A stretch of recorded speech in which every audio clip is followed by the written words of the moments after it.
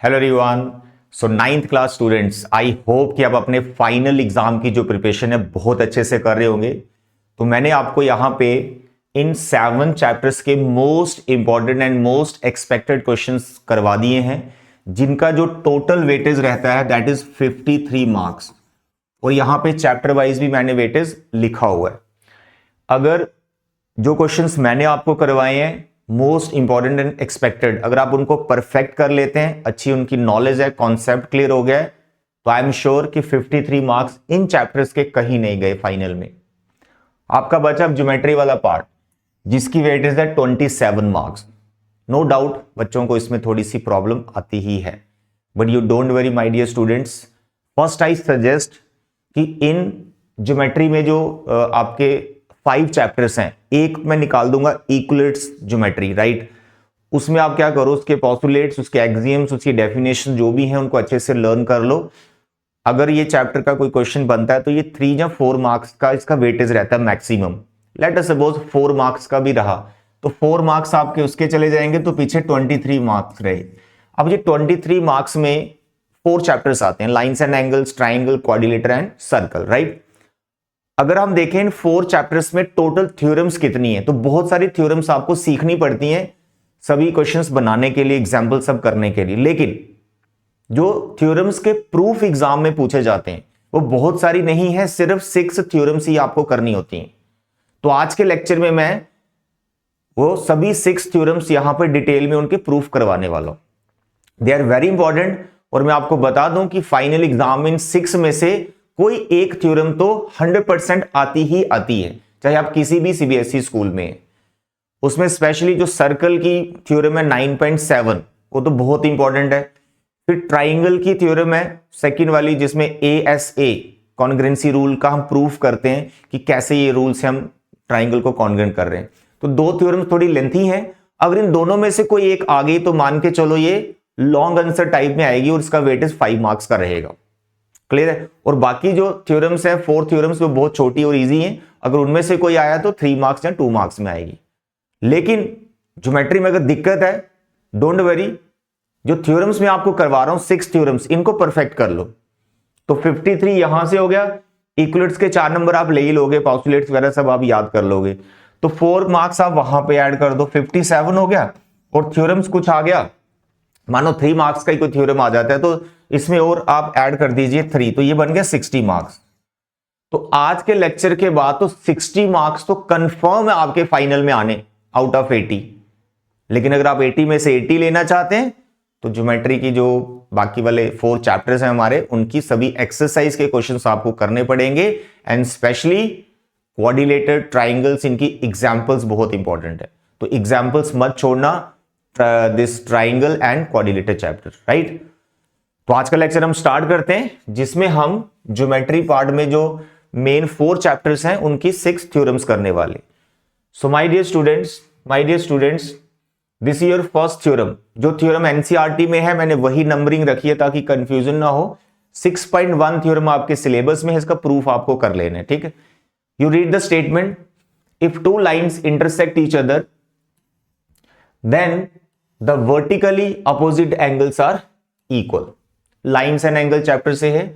देखो ज्योमेट्री के ये जो चैप्टर्स है ना, 4 chapter, lines and angle, triangle, quadrate, circle, ऐसा कोई भी क्वेश्चन नहीं है जिसका आपको डायग्राम नहीं बनाना। और डायग्राम एग्जाम में पेंसिल से बनाइए, तो आपको हर क्वेश्चन में डायग्राम बनाना ही बनाना है, चाहे वो थ्योरम्स है, जहां कोई एग्जाम्पल है, जहां कोई एक्सरसाइज का क्वेश्चन है, तो डायग्राम के बिना मत क्वेश्चन कीजिएगा। देखा गया बहुत से बच्चे क्या करते हैं, diagram let us suppose question paper पे ही बना हुआ है, तो वो डायग्राम आप क्वेश्चन पेपर पे रहने देते हो, आंसर शीट पे नहीं उतारते हो, और वहां लिख रहे होते हो आंसर शीट पे एंगल AOB या एंगल जो भी है। मेरे बच्चे, जो डायग्राम क्वेश्चन पेपर पे होती है वो डायग्राम आपको अपनी आंसर शीट पे भी बनानी होती है, नहीं तो उसके मार्क्स कट जाएंगे, ठीक है। तो देखिए यहां पर थ्योरम्स को समझेंगे। 2 लाइन्स इंटरसेक्ट ईच अदर, चलो ये दोनों लाइन्स है, ये दोनों आपस में इंटरसेक्ट कर रही, तो लेट अस सपोज ये इसका इंटरसेक्टिंग पॉइंट है O, यहां पर इसका नाम रख लेंगे AB, इसका नाम रख लेंगे CD।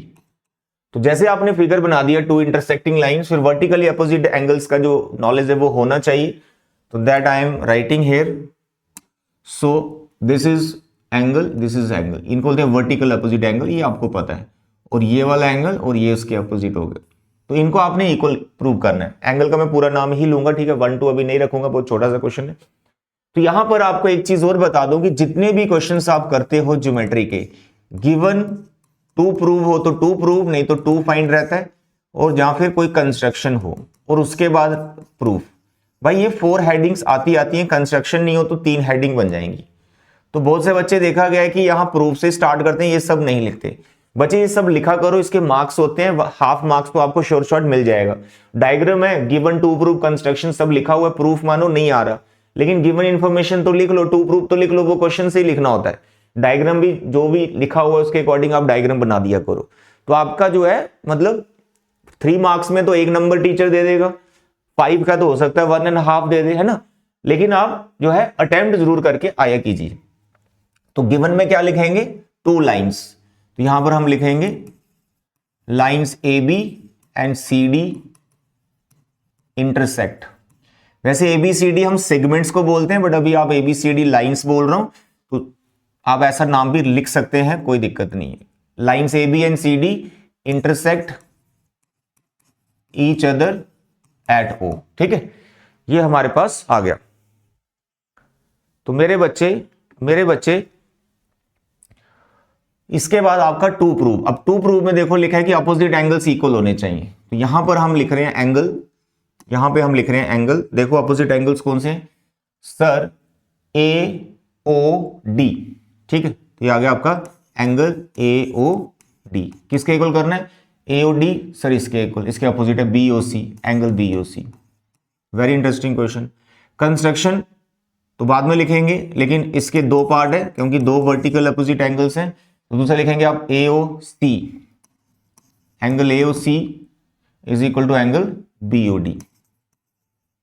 ऐसा जब आपने डायग्राम बनाया, फिगर मतलब बना के, गिवन 2 प्रूफ सब लिखा हुआ है, यार टीचर आपको मार्क्स देगा ही देगा, है, अनअटेम्प्टेड छोड़ के नहीं आना। कंस्ट्रक्शन अगर यहां पे देखें तो कंस्ट्रक्शन यहां पे बिल्कुल भी नहीं है, तो इसलिए कंस्ट्रक्शन यहां पे हम रब कर देंगे। जहां कंस्ट्रक्शन हो तो कंस्ट्रक्शन लिखनी है। अब बात करते हैं प्रूफ की। देखो प्रूफ इसका बहुत ही ज्यादा सिंपल है, बहुत ज्यादा सिंपल है। हमें यहां पे लीनियर जो एंगल्स होते हैं उनका कॉन्सेप्ट यूज करना है। देखो यहां मैं समझाता हूं आपको एक एंगल ये लेना है और एक एंगल ये ले लेना है, कोई भी आप ले सकते हैं, दो, ये 2 ले लो, ये 2 ले लो, ये 2 ले लो, ये 2 ले लो। शुरुआत करनी है किसी से तो करनी, तो हमने ये 2 एंगल लेने, इनका सम है 180 डिग्री, ठीक है। अब जहां प्रॉब्लम आती है ध्यान से समझना बच्चे क्या दिक्कत करते हैं। मैं यहां पे लिख रहा हूं angle AOC, this angle AOC, इसके बगल वाला लेना है लीनियर पेयर, ये वाला ले लो या ये वाला ले लो, एडजेसेंट एंगल्स। तो मैं ले रहा हूं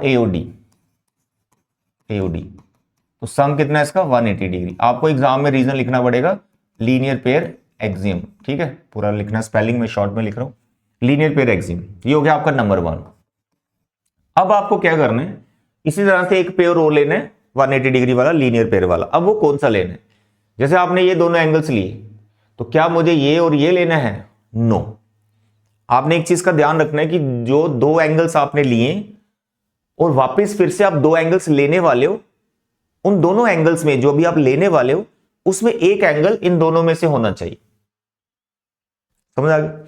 अब मानो मैं ये वाला और ये वाला एंगल लेता हूं, BOD और BOC, लीनियर पेयर है, 180 होता है, नो प्रॉब्लम, लेकिन इन दोनों एंगल्स में इन दोनों में से कोई भी नहीं आ रहा, तो इसलिए ऐसा पेयर आपको नहीं लेना है नेक्स्ट पार्ट में। तो ये थोड़ा सा आपको ध्यान रखना है। तो जो भी आप 2 एंगल रैंडमली पहले उठाएंगे, लीनियर पेयर वाले एक ही लाइन पे ये बैठे हुए हैं, तो अब आप कोई और 2 एंगल्स जो लेंगे उसमें आप एक एंगल ये वाला ले लो और एक एंगल ये वाला ले लो। तो जब ये 2 एंगल्स ले लो, ये भी लीनियर पेयर है, देखो ये लाइन जा रही है, इसके ऊपर बैठे हुए ये 2 एंगल्स, तो ये भी लीनियर पेयर है, तो एक एंगल हमारा रिपीट हो गया इन दोनों में से जो पहले लिए थे। I hope you are getting what I am saying. तो अब हम यहां लिख रहे हैं angle AOD plus angle BOD is equal to what, 180 degree. ये हो गया नंबर 2। अब ये भी 180 के इक्वल, ये भी 180 के इक्वल, तो दोनों को आप इक्वेट कर सकते हो। From 1 and 2 angle AOC plus angle AOD is equal to angle AOD plus angle BOD। अब बहुत से बच्चे कहते हैं सर कैसे इक्वल ले लिया ये। मेरे बच्चे ध्यान से सुनो, अगर मैं कहीं लिखता हूं y is equal to x और फिर मैं लिख रहा हूं z इक्वल टू एक्स, तो y और z दोनों x के इक्वल है, दोनों x के इक्वल है, तो y और z आपस में इक्वल हुए ना। बस इसी कॉन्सेप्ट से इन दोनों को हमने इक्वल लिया, क्योंकि ये भी 180 के इक्वल है, ये भी 180 के इक्वल है, तो ये दोनों को हम इक्वेट कर सकते हैं। जैसे आपने इक्वेट किया तो देखो यहाँ पे कुछ कैंसिल हो रहा है, कैंसिल मैंने जो ये इधर एंगल लिखा है, जो दूसरी तरफ एंगल लिखा है, कोई रिपीट हो रहा है, कोई सेम है, यस देखो ये दोनं कैंसिल हो जाएगी।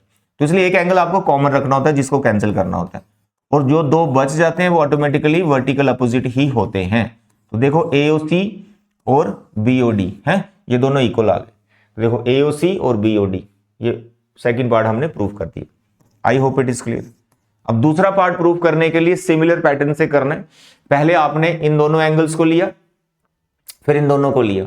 अब आप इसके साथ ये वाला एंगल ले सकते हो, क्योंकि हमने किसको इक्वल कर दिया, AOC, इसको कर दिया ना, तो अब इसको इक्वल करना है, अब इसको इक्वल करना है इसके, तो ये तो लेना ही पड़ेगा, जहां ये इसे शुरुआत करनी पड़ेगी। तो मैं यहां पर ये दोनों एंगल्स को ले लूंगा, साथ साथ में नोट करते जाओ, फिर अच्छे से समझ में आएगा मेरे बच्चे। फिर लिया मैंने एंगल AOC, ये वाला एंगल AOC, और इसके बगल वाला ये ले लिया एंगल BOC, दोनों का सम 180 डिग्री।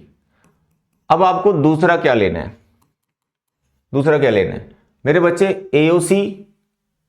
AOC ये और ये वाला BOC, ये तो मैं ले चुका हूं, ये तो मैं ले चुका हूं।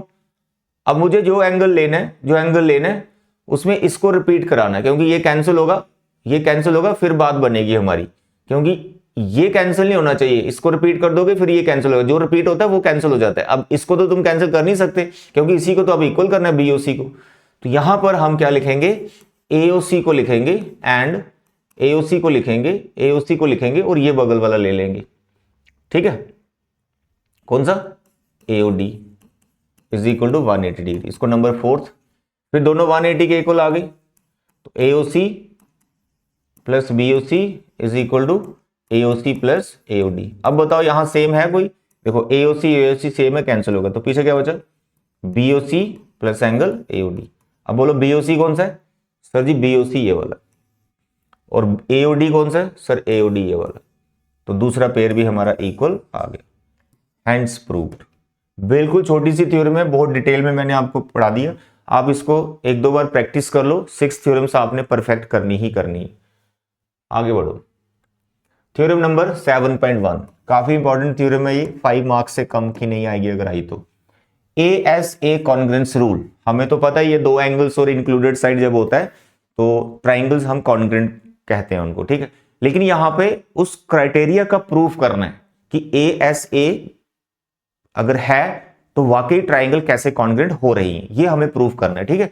यहां पर ऐसे नहीं है जो गिवन इंफॉर्मेशन है उसी से आप कॉन्ग्रेंट बोल देंगे, मैं करता हूं फिर समझाता हूं। इसमें 3 केस बनते हैं मेरे बच्चे, ध्यान से सुनिए। हमें गिवन इंफॉर्मेशन क्या है, हमारे पास 2 ट्राइंगल्स है, 2 ट्राइंगल्स, एक का नाम है ABC रख लेता हूं, एक का नाम है DEF रख लेता हूं। 2 ट्राइंगल्स इन विच, उसमें हमें गिवन इंफॉर्मेशन क्या है, देखो मेरे बच्चे यहां पे given information is very important. थोड़ी सी इसमें कंफ्यूजन होती है, कोई कंफ्यूजन नहीं होगी अगर साथ साथ में पढ़ रहे हो तो। ये ट्राइंगल मेरी ABC आ गई, ये ट्राइंगल मेरी DEF आ गई, इनको हमने कॉन्ग्रेंट प्रूव करना। देखो यहां मैंने क्या लिखा, यहां क्या लिखा, 2 triangles ABC and DF in which, क्या गिवन है बोलो, हमें गिवन है angle B is equal to angle E। Sir आपको कैसे पता चला ये एंगल B जो है एंगल E के इक्वल है? बच्चे आपने कोई एक पेयर लेना है, ठीक है, स्टार्टिंग मतलब एक पेयर तो कोई लेना ही है स्टार्टिंग, तो BE रख लो। अब आपकी इच्छा है आप AD भी रख सकते हैं, CF भी रख सकते हैं पहले। यहां पर हमें जो ये है ASA, 2 एंगल्स और एक साइड आपस में इक्वल दे रखे, ठीक है, जो इसमें कॉन्ग्रेंसी रूल हमने प्रूफ करवाना है, तो ये हमें इक्वल है, तो हमने देखना है इससे कॉन्ग्रेंट होता कैसे। तो 2 एंगल कोई लेने, तो पहले मैंने B ले लिया, दूसरा E ले लिया, कॉरेस्पॉन्डिंग वाले लेने होते हैं हमेशा। अब यहां पर इसके साथ एक C ले लो और दूसरा F ले लो, तो C is equal to angle F, ये भी हमें गिवन हो गया। अब एक साइड हमें इक्वल लेनी है, तो कौन सी साइड लेनी है, जो इंक्लूडेड साइड है, यानी जो 2 एंगल्स आपने लिए इनके बीच में जो साइड आएगी उसी को लेना, इन दोनों को मत लेना। तो 2 एंगल अगर ये लिए तो ये बीच की साइड हो गई, तो यहां पे तुम्हें लिखना है BC is equal to EF। I hope it is clear. तो इतना आप लिख लेंगे बड़े आराम से, गिवन इंफॉर्मेशन है। फिर हम बात करेंगे गिवन के बाद टू प्रूव। तो टू प्रूव में क्या है, triangle ABC congruent to triangle DEF. इसके बाद बात करेंगे कंस्ट्रक्शन की। तो कंस्ट्रक्शन यहां पे नहीं है, केस बनेंगे, उसी में कंस्ट्रक्शन सब हम कर लेंगे। मेरे बच्चे अब ये ट्राइंगल्स कॉन्ग्रुएंट कैसे करने, तो एक बच्चे ने कहा सर हमने बहुत सारे क्वेश्चंस प्रैक्टिस किए हैं, उसमें जब हमें दो एंगल्स इक्वल होते हैं और बीच की साइड पता हो तो हम बोल सकते हैं by ASA rule the triangles are congruent. My dear, बिल्कुल बोल सकते हैं। वहां पर जब आप क्वेश्चंस में ये अप्लाई कर रहे हो तो इसका मतलब ये जो क्राइटेरिया है इसको अप्लाई करके आप क्वेश्चंस को कर रहे हो, मतलब ट्राइंगल्स कॉन्ग्रुएंट कर रहे हो। लेकिन यहां पर इस क्राइटेरिया का प्रूफ करना है ऐसा नहीं लिख देना कि दो एंगल्स इक्वल और एक साइड आगे बीच की तो बाय ASA ट्राइंगल्स कॉन्ग्रुएंट, तो पहले स्टेप में खत्म हो जाएगा। नो नो नो, हमें यहां पे ये वाला रूल अप्लाई नहीं करना है। हमने ये देखना है कि अगर ये इंफॉर्मेशन मेरे पास है तो क्या मैं ट्राइंगल्स को कॉन्ग्रुएंट कर सकता हूं। क्राइटेरिया ये नहीं लगेगा, क्राइटेरिया कोई और लगेगा, उसकी नॉलेज भी आपको होनी चाहिए। अभी बीच में बताता हूं कौन सा क्राइटेरिया लग रहा है। तो सबसे पहले इसमें 3 केस बनते हैं बहुत प्यारे से। यहां पर केस 1 आ जाएगा। केस 1 सर क्या केस आएगा, देखो BCEF के बारे में हमें पता है, एंगल्स के बारे में पता है। तो यहां पर केस हमको बनाना है जो दो साइड्स इसकी बच रही ना AB और AC और इसकी DE और EF, इनके बारे में थोड़ी सी हमें सोचना है। यार इनका तो कुछ इंफॉर्मेशन नहीं है, तो यहां पर हमें ये सोचना है कि ये जो दो ट्राइंगल्स हैं तो क्या इसकी ये वाली साइड इसके इक्वल है, ये सोचना है। जब आप ये सोचोगे तो आप सोच पाओगे ये 3 पॉसिबिलिटीज दे रही हैं। क्या, AC और DF के लिए भी सोच सकते हो, लेकिन कोई एक पेयर लेना आपको। तो हमने ये वाला पेयर उठा लिया। देखिए अब पहला केस हो सकता है यार ये जो दो ट्राइंगल्स हमें गिवन दे रखी हैं, हो सकता है इसमें AB किसके इक्वल हो, DE के। तो पहला केस ये हो गया। ऐसा भी तो हो सकता है कि जो AB है ये DE के इक्वल नहीं है, ऐसा भी तो हो सकता है। जब ये दोनों इक्वल नहीं है तो फिर हम ये सोचेंगे इनमें बड़ा कौन है। तो AB अगर बड़ा हुआ तो DE छोटा होगा, ये दूसरा केस हो गया। अगर AB छोटा होगा तो ये बड़ा होगा। समझ आ गया। तो यहां पे टोटल 3 केस बनेंगे, एक लेस ग्रेटर का और एक इक्वल वाला। तो यहां पहला जो केस मैं ले रहा हूं इन साइड्स के बारे में सोचते हुए कि मैंने बोला कि ये दोनों हमें इक्वल है, ये केस मैं मान के चल रहा हूं कि क्या होगा फिर इन ट्राइंगल्स के साथ। तो फर्स्ट केस क्या है, if possible let AB is equal to D, ये पहला केस है मेरा। तो अब एक तरह से और हमारे पास यहां पे एक और इंफॉर्मेशन आ गई जिसे हमने खुद से सपोज किया है, खुद से अज्यूम किया है कि AB DE के इक्वल है। तो इन ट्राइंगल्स के बारे में एक इंफॉर्मेशन और आ गई। अब हम क्या करेंगे, इन दोनों ट्राइंगल्स को लेंगे, इन दोनों ट्राइंगल्स को हम लेंगे, क्या नाम है, triangle ABC and triangle DEF। दोनों ट्राइंगल्स को लिया। अब हम क्या करेंगे, पहले तो जो हमने सपोज किया AB is equal to DE, इसको लिखेंगे और बोलेंगे अज्यूम्ड मतलब हमने खुद से इसको लेट किया हुआ है, ठीक है। दूसरा हम इस इंफॉर्मेशन पे आते हैं, तो अगर AB DE के इक्वल है तो यहां पर एक पेयर और हमें इक्वल है, BC is equal to EF, ये भी इक्वल है, इट इज गिवन। अब आप ये देखो दो साइड्स आप इक्वल कर चुके हो ट्राइंगल्स में। तो आप अब ये सोचो कि आपने इस क्राइटेरिया के अलावा और कौन सा क्राइटेरिया पढ़ा है, इससे पहले कौन सा रूल सीखा। तो आप सीखते हैं इससे पहले वाला SAS, RHS वगैरह बाद में आता है। इससे पहले जो तुम सीखते हो वो सीखते हो तुम SAS। तो SAS का क्या मतलब है, दो साइड्स और बीच का कोई एंगल, ठीक है। अब आपने जो दो साइड्स इक्वल यहां पर बता दी हैं तो इनके बीच का एंगल कौन है। जैसे AB और BC में कौन सा एंगल आ रहा है, तो AB और ये BC, इसमें कौन सा एंगल आ रहा है, B। और DE और EF में कौन सा आ रहा है, DE और EF में एंगल कौन सा आ रहा है, एंगल E आ रहा है। तो क्या ये दोनों एंगल्स इक्वल है, बस ये आपको ये सोचना है, क्योंकि दो साइड्स तो आप इक्वल कर चुके हो तो उनके बीच का एंगल क्या इक्वल है। तो हमने देखा यार B और E इक्वल है, हाँ अरे ये तो इक्वल है, ये गिवन इंफॉर्मेशन है हमें। तो हम अब यहां पे लिख सकते हैं angle B is equal to angle E also, it is given information. तो अब आप देखो दो साइड्स और बीच का एंगल आप इक्वल कर चुके हो, तो आप क्या बोल सकते हो, आप बोल सकते हो by S congruency rule triangle ABC congruent to triangle DEF, that's all, hence proved first case. हमारा मेन टारगेट इनको कॉन्ग्रेंट करना ही है, लेकिन हम कॉन्ग्रेंट एस से कर रहे हैं, लेकिन इंफॉर्मेशन तो ये हम यूज कर रहे हैं ना, इंफॉर्मेशन तो हम ये यूज कर रहे हैं, इसमें ये साइड ले ली मैंने, एंगल ले लिया, और ये वाला हमारा सपोजिशन की वजह से 3 केस बन रहे हैं, क्योंकि ए बी डी ई का इंफॉर्मेशन नहीं है तो उसके केस बना रहे हैं। क्लियर है? तो यहां से ये साबित होता है कि अगर हमें दो एंगल इक्वल हो और एक साइड पता चल जाए तो हम यहां पर इन दोनों ट्राइंगल्स को कॉन्ग्रेंट कर सकते हैं जिसमें एस का यूज हो रहा है। क्लियर हो गया? This is the first case. अब next case A B D E के बारे में ही है, अब वो इक्वल नहीं है तो कोई एक बड़ी होगी, तो मैं ए बी को अभी बड़ा मान लेता हूं। केस 2, तो आप बोलेंगे if possible let A B is greater than D E. अब यहां पे डायग्राम हमें फिर से बनानी है क्योंकि ए बी हमने बड़ा रखा है। देखिए यहां पर this is A B C, और यहां पे कौन है, डी ई और एफ। अब ए बी बड़ी है और डी ई छोटी है, एंगल बी एंगल ई के इक्वल है, इंफॉर्मेशन सी एफ के इक्वल है, ये भी हमें गिवन है, ठीक है, और B C side E F के इक्वल है, ये हमें गिवन है। तो अब हमने ए बी को बड़ा मान लिया डी ई से। अब हमें ये सोचना है यार ए बी तो बड़ी हो गई, फिर डी ई के इक्वल कौन होगा इस साइड। तो हम यहां पे मान के चलेंगे कि डी ई को मैं किसी के इक्वल करना चाहता हूं और वो इस ट्राइंगल का कोई पार्ट या साइड बन जाए। तो मैंने बोला यार डी ई तो छोटी है, तो हम यहां पर एक पॉइंट मार्क कर देंगे, लेट इट बी पी। तो मैंने लेट किया कि बीपी अब किसके इक्वल है, डी ई। फिर मैंने इस पी से यहां पर सी को ज्वाइन कर दिया, तो मेरे पास एक ट्राइंगल और क्रिएट हो गई पी बी सी। अब ये ट्राइंगल और इस ट्राइंगल की मैं डिस्कशन करूंगा, क्या ये दोनों ट्राइंगल कॉन्ग्रुएंट हो सकती हैं। फिर मैं देखूंगा जो मैंने सपोज किया है इसका कोई कंट्राडिक्शन आ जाता है, जहां कोई कंडीशन बन जाती है, उसके बारे में हम बात करेंगे। तो सबसे पहले हम यहां पर इंफॉर्मेशन लिखेंगे कि जब हमें यह पता चला कि ए बी डी ई से बड़ा है तो हमने क्या किया, late P be a point on AB such that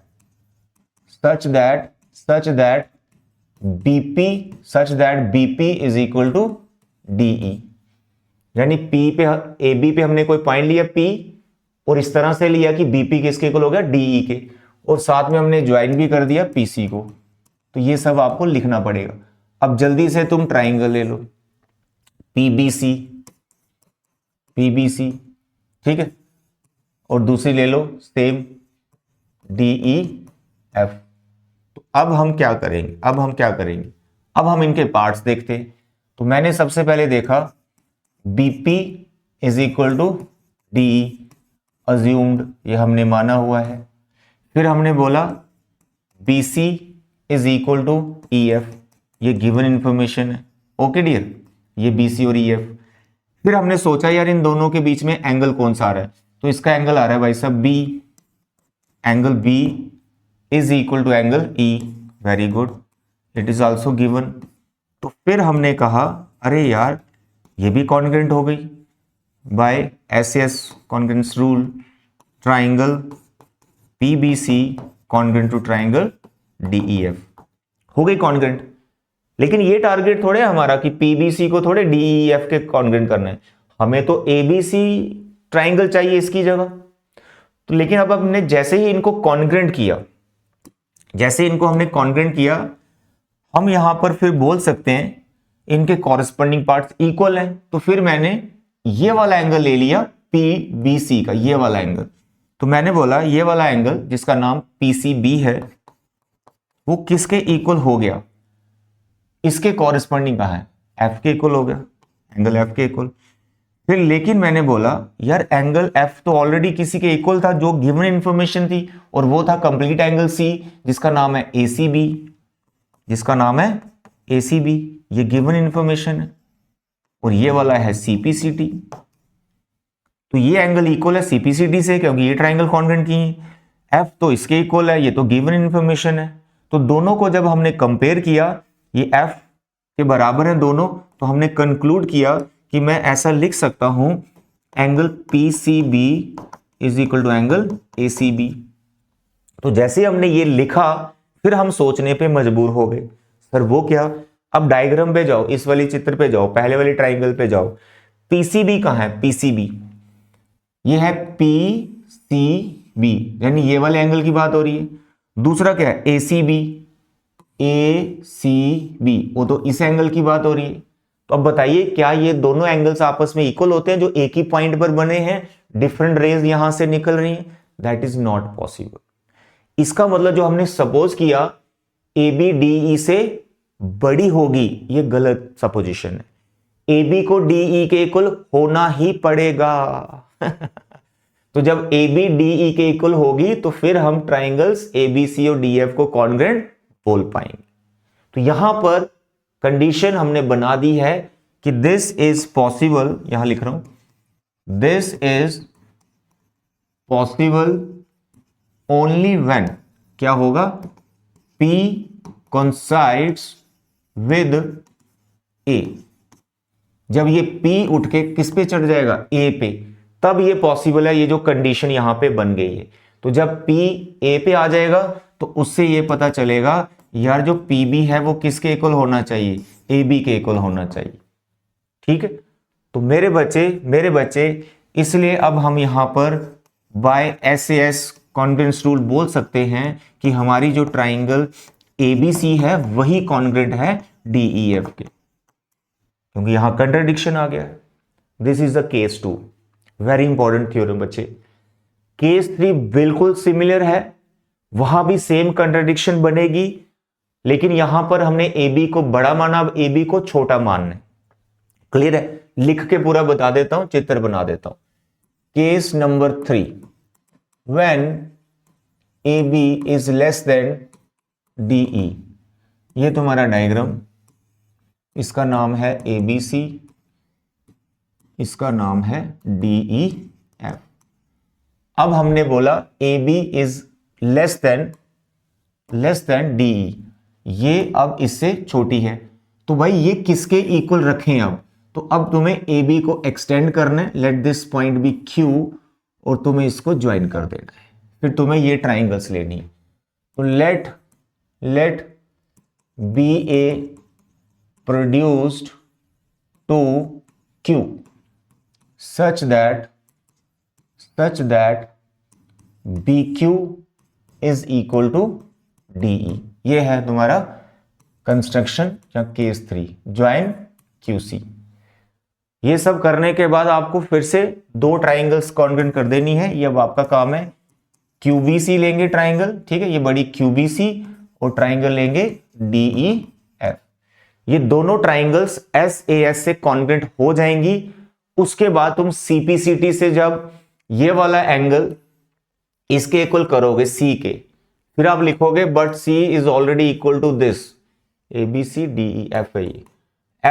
F जो है इसके इक्वल करोगे CPCT से, लेकिन आप फिर बोलोगे F is already equal to this angle, it is given information, फिर कंट्राडिक्शन आ जाएगी, ये एंगल इसके इक्वल आ जाएगा। बट ये पॉसिबल नहीं है, तभी पॉसिबल है जब Q उठ के A पे आएगा, तो यानी जब QB AB के इक्वल होगा, तो जब AB के इक्वल होगा तो बाय SAS फिर से दोनों ट्राइंगल्स हमारी कॉन्ग्रुएंट हो जाएंगी। बिल्कुल केस 2 जैसा करना है, बस वहां पॉइंट थोड़ा Q वाला ले लिया हमने।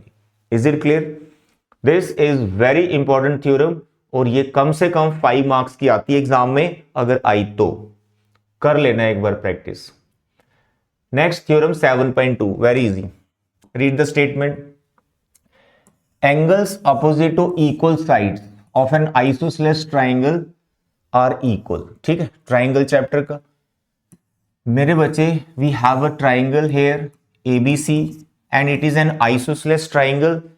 आइसोसेलेस ट्राइंगल होती है जिसमें दो साइड्स आपस में इक्वल होती हैं और तीसरी उनके इक्वल नहीं होती।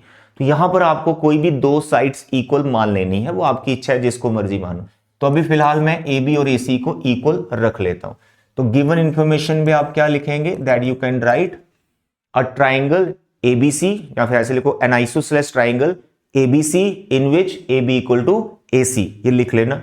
उसके बाद टू प्रूव में क्या लिखोगे, इनके अपोजिट एंगल्स की दो साइड्स अगर इक्वल है, ट्राइंगल्स की कोई भी दो साइड्स, उनके जो अपोजिट एंगल्स हैं वो इक्वल होते हैं। सर अपोजिट एंगल्स का मतलब क्या हुआ, अपोजिट एंगल्स मतलब जैसे ये AC है, A और C कंटेन कर रही है, तो जो पॉइंट कंटेन ये नहीं कर रही तो वो उसका अपोजिट एंगल होता है, जैसे B एंगल। अब AB है, अब इसके अपोजिट कौन सा, C एंगल, तो इनको आपने इक्वल करना है। Angle B is equal to angle C। इसमें आपको कंस्ट्रक्शन करनी पड़ेगी, ड्रॉ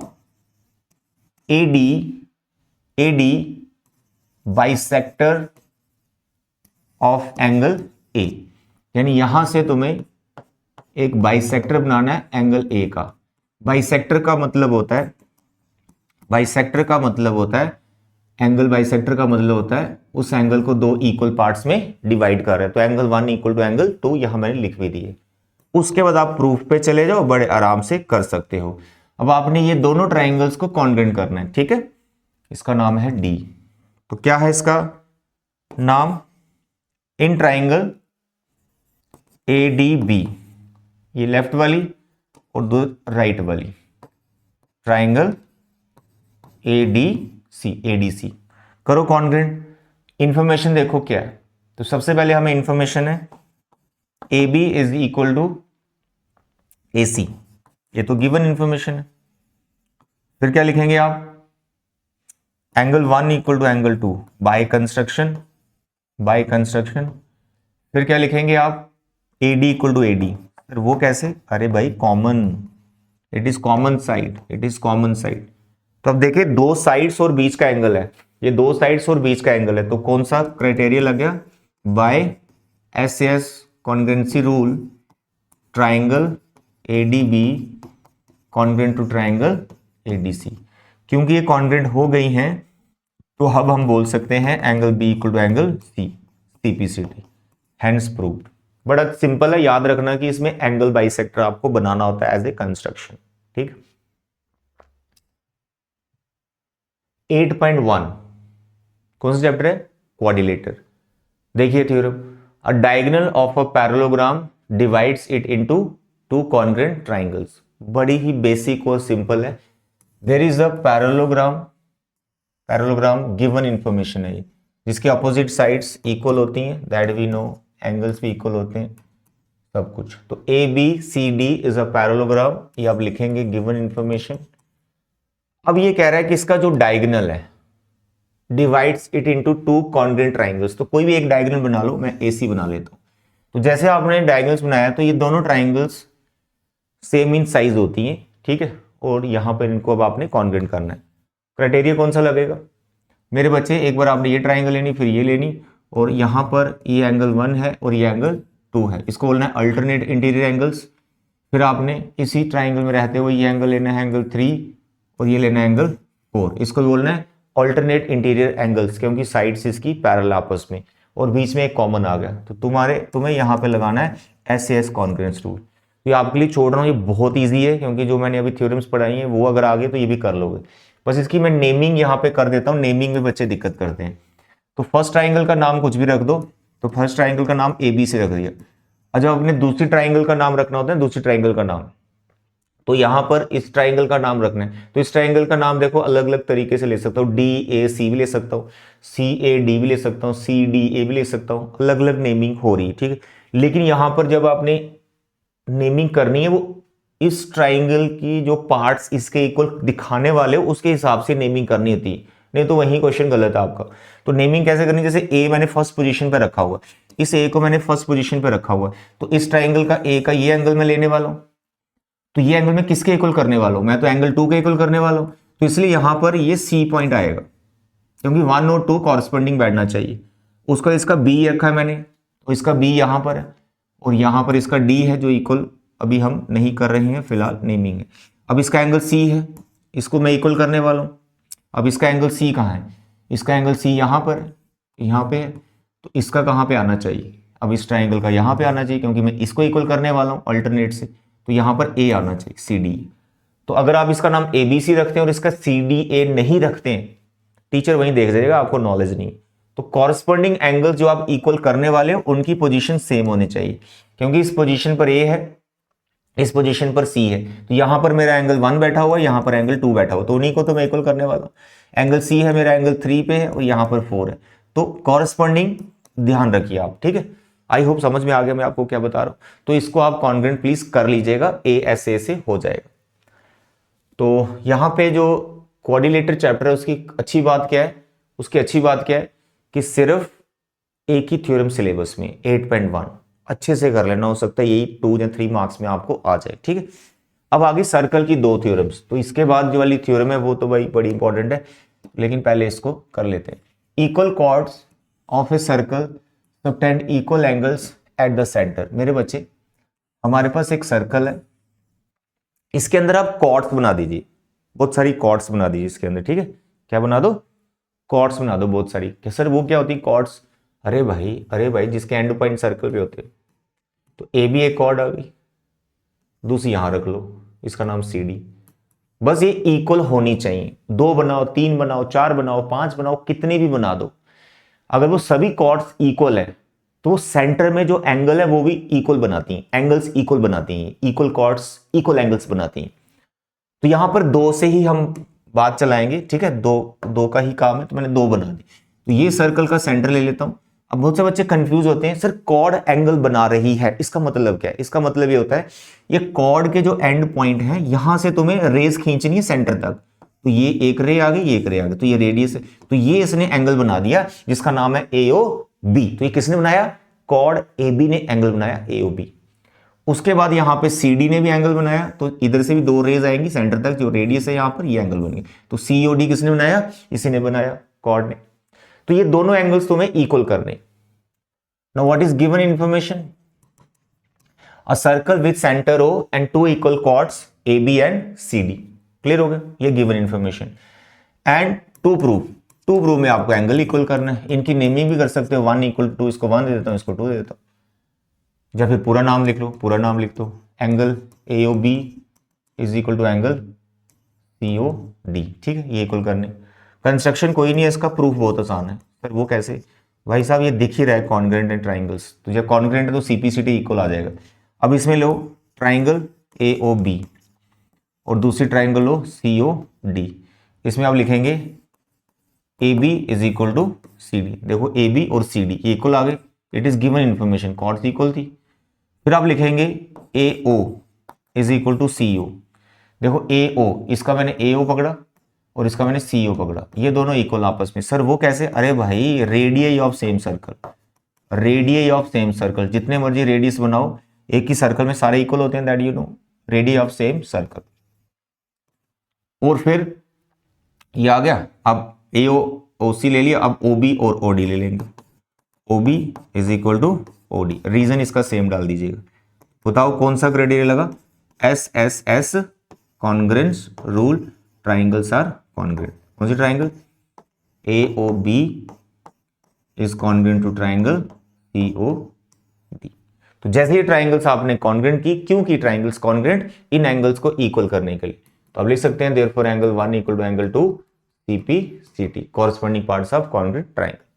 तो अब है लास्ट थ्योरम, 6th थ्योरम। मेरे बच्चे बहुत इंपॉर्टेंट है, इसके भी 3 केस बनते हैं, अच्छे से समझना है, बड़े ही सिंपल वे में आपको मैं समझा दूंगा। थ्योरम नंबर 9.7 क्या कहती है? The angle subtended bye an arc eight the centre is double the angle subtended bye it at any point on the remaining part of the circle. अब बहुत से बच्चों को क्या कंफ्यूजन होती है, सर इसकी स्टेटमेंट ही समझ में नहीं आ रही, तो बड़े ही प्यार से मैं आपको स्टेटमेंट समझाने वाला हूं, ध्यान से देखो मेरे बच्चे। इसका यह मतलब है कि अगर आपके पास एक सर्कल है, और इसके ऊपर एक आर्क है। अब आर्क क्या होता है? बोलो आर्क क्या होता है? इसके 3 केस बनते हैं। आर्क की वजह से 3 केस बन जाते हैं। आर्क क्या होता है? सर्कमफ्रेंस का एक पार्ट होता है। जब भी आप सर्कमफ्रेंस पे 2 पॉइंट मार्क करते हैं, जैसे मैंने ये पॉइंट मार्क कर दिए, तो ये जो टुकड़ा दिख रहा है सर्कमफ्रेंस का छोटा सा पार्ट, इसको आर्क बोलते हैं। क्योंकि छोटा टुकड़ा है एज कंपेयर टू ये बड़ा वाला, ये छोटा है तो इसको माइनर आर्क बोलते हैं, तो इस वाले को मेजर बोलते हैं, ठीक है। इसी के हमारे 3 केस बनेंगे, क्योंकि हमें बताया नहीं ना आर्क कौन सी है। तो ये माइनर आर्क भी हो सकती है, ये सेमी भी हो सकती है हाफ, और ये मेजर आर्क भी हो सकती है। तो इसे 3 केस बनेंगे। प्रूफ आपने एक का ही करना है, तीनों केस की आपको डायग्राम बनानी होती है, और थर्ड वाले में थोड़ा सा एंगल का यूज करना होता है, वो सब बताता हूं।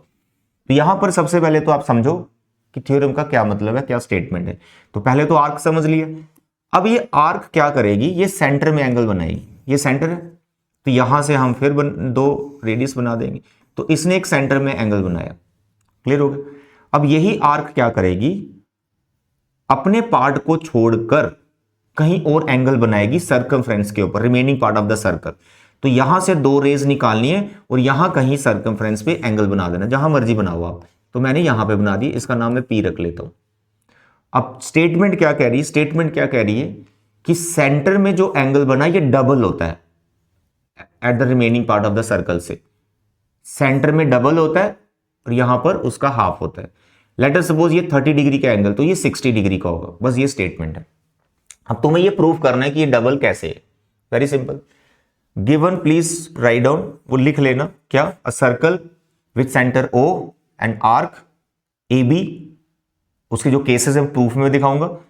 And there are 2 angles at the centre, one A O B, at the remaining part of the circle is A P B. ये हो गया पूरा given.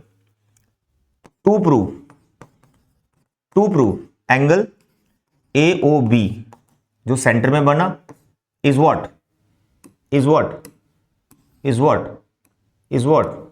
double at the remaining part of the circle APB। इसको 2 से into करेंगे तभी इसकी बराबरी कर पाएगा, क्योंकि ये बड़ा है ये छोटा है, तो छोटा 2 से इंटू होगा तभी बराबर होएगा। तो क्या है इसका अंग्रेजी, angle eight the centre is double the angle eight the remaining part of the circle. ये आपको प्रूव करना है। अब जब आप प्रूफ स्टार्ट करोगे तो प्रूफ के यहां पे 3 केस बन जाएंगे। तो पहले हम केस करेंगे केस 1, यही है मेन केस। बाकियों को आपको डायग्राम वगैरह कुछ बनाना है वो ध्यान दो। केस 1 में क्या होगा, केस 1 में क्या होगा, आप सिंपल लिखेंगे when A B is minor arc, जब वो माइनर आर्क है, ठीक है। तो यहां पे कंस्ट्रक्शन भी करनी है, कंस्ट्रक्शन भी करनी है। अब कंस्ट्रक्शन बहुत प्यारी है इसमें, क्या कंस्ट्रक्शन है, ज्वाइन पीओ, इस पीओ को ज्वाइन करो ये, and produced it to some point, let it be Q. Join PO and produced it to Q. That's all. अब आप प्रूफ पे आ जाओ। प्रूफ इतना ही सिंपल है कि क्या बात है। यहां पर मैं चाहता हूं कि आप एंगल्स की यहां पे नेमिंग करो। जैसे ये पूरा पूरा नाम लिखने की जरूरत नहीं है, हमें इस एंगल की अभी नीड होगी तो इसका नाम मैं 1 दे रहा हूं। मुझे इस एंगल की नीड होगी, मैं इसका नाम 2 दे रहा हूँ। मुझे इस एंगल की नीड होगी, इसका नाम मैं 3 दे रहा हूँ। मुझे इस एंगल की नीड होगी, मैं इसका नाम 4 दे रहा हूँ। इस एंगल की नीड होगी, इसका नाम 5 दे रहा हूँ। इस एंगल की नीड होगी, इसका नाम 6 दे रहा हूँ। तो 3 एंगल इस तरफ है, 3 एंगल इधर है। तो 1 2 3 4 5 6 लिख लो, कोई मार्क्स नहीं करते हैं और बहुत ईजी रहेगा आपके लिए समझने के अकॉर्डिंगली, है ना। समझने के लिए बहुत ईजी रहेगा अगर आप नंबरिंग कर लेते हैं।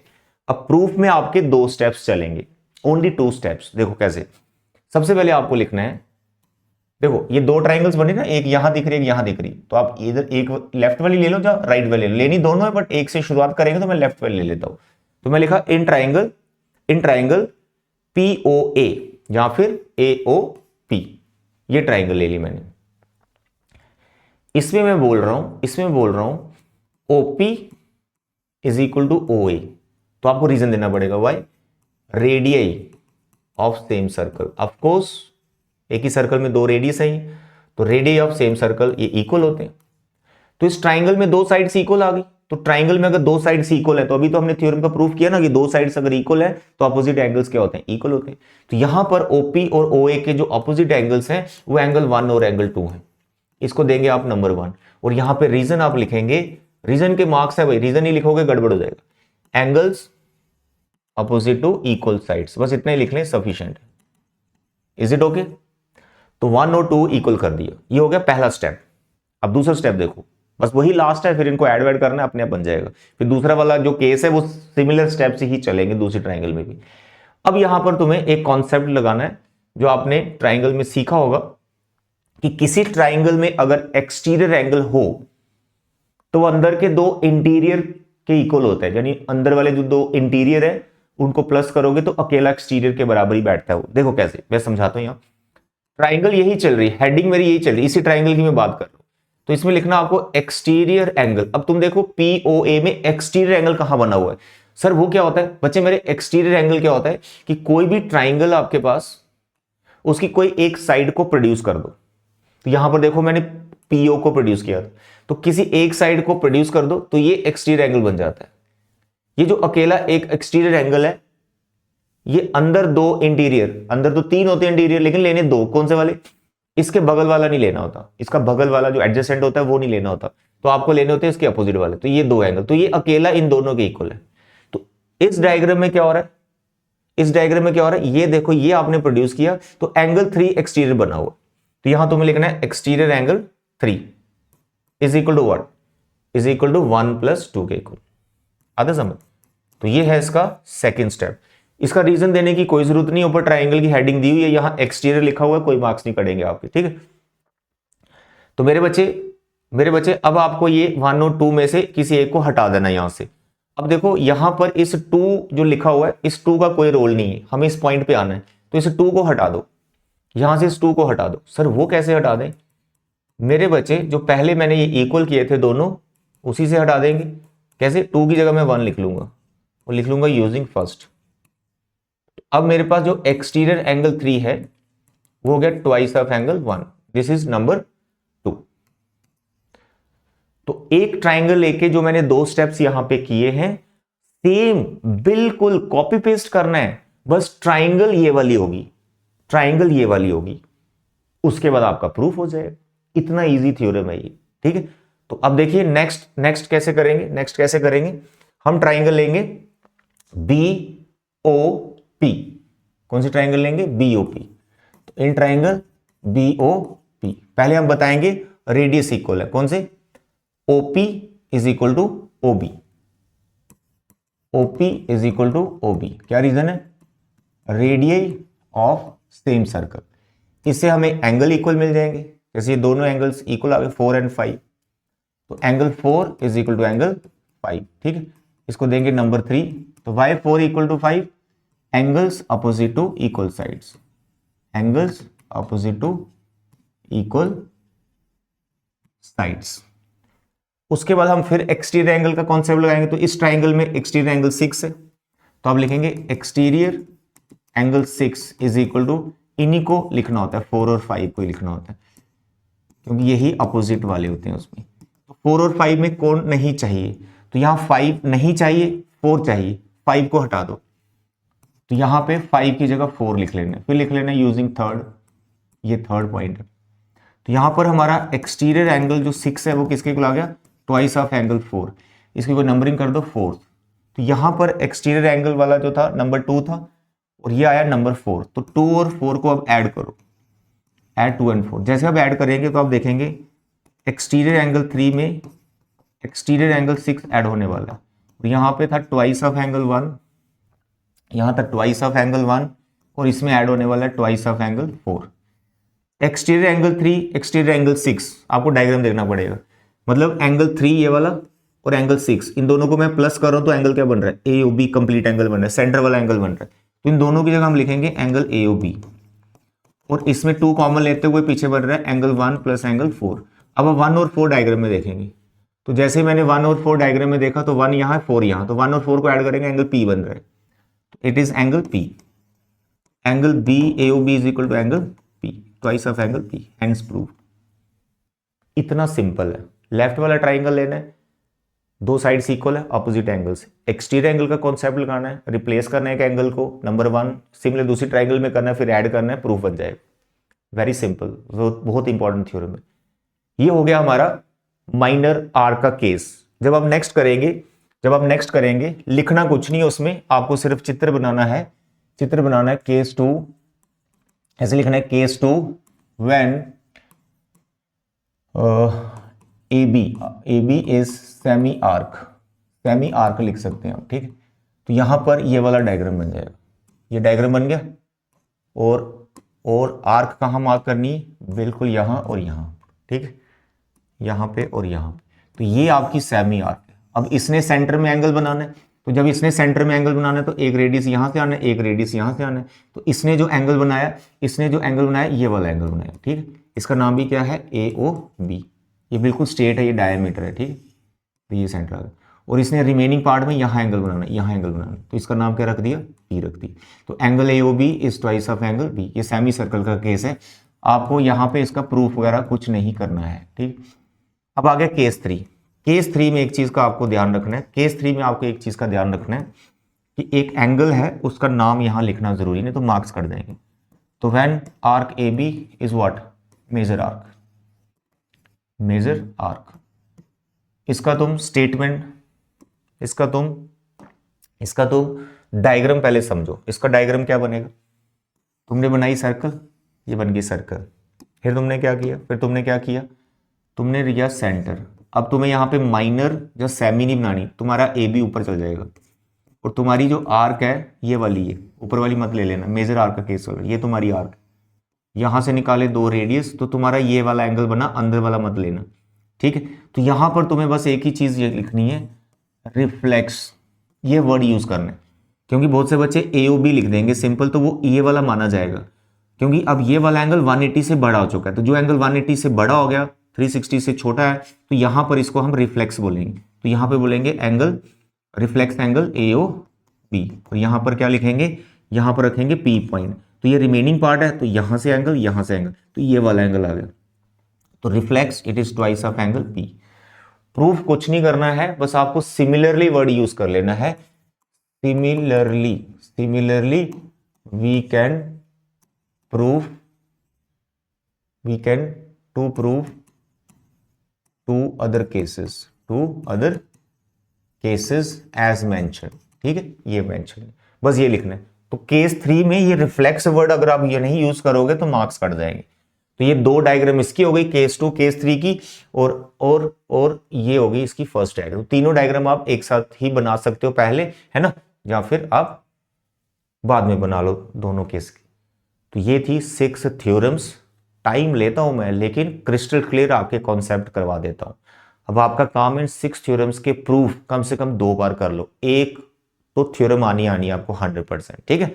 तो नाउ आई विल ट्राई कि कल मैं आपको ज्योमेट्री के कुछ चैप्टर या कुछ क्वेश्चन सिलेक्ट करके मैं आपको वहां पे वो करवा दूं। तो वो वाले क्वेश्चंस भी कर लेना, मोस्ट एक्सपेक्टेड रहेंगे वो भी। तो आज के लेक्चर में इतना बचे। Thank you, bye bye and take care.